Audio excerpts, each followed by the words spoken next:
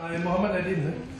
With regards to the issue of innovation and productivity, I actually credit the government for being consistent to remind Singaporeans the importance of these two factors.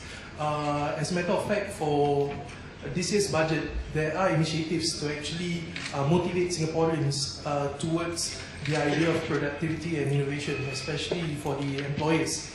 However, my concern is that whether the idea of productivity and innovation has become somewhat like a lip service, more of a lip service. Because, for instance,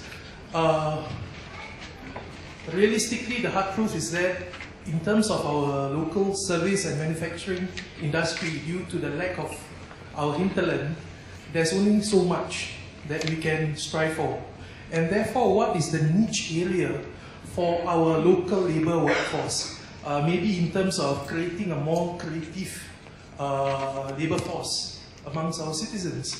Therefore, I was wondering, in the research realm, whether there are any specific strategies by the government to actually look more intensively into the idea of productivity and innovation, so that perhaps a fresher and new sense of work culture can actually be infiltrated within our local labour force. And how does these research findings could actually be translated in terms of public education and trickle down to the local workforce? Thank you. Okay, the other thing is Singaporeans are all very well travelled, but we never learn from those other countries. Like in Japan, they have a cafe run by only 3 persons. First, you have a machine, and then you go and press. Nobody handles cash. You just press on the menu. You come up with a ticket. You give it to the fellow in the center. He will look at what you have ordered.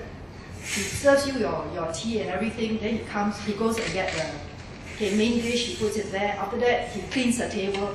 There's only 3 persons handling the whole restaurant. Maybe a small cafe. Jennifer suggested learning from other countries. We are doing that all the time. But we also have to consider the circumstances in those other countries and what it is for Singapore. And I do like her point very much. I think as we travel, we have to be open to ideas that we see in other places. And, if we can also support the businesses in this effort, I think they will be more courageous to implement the changes.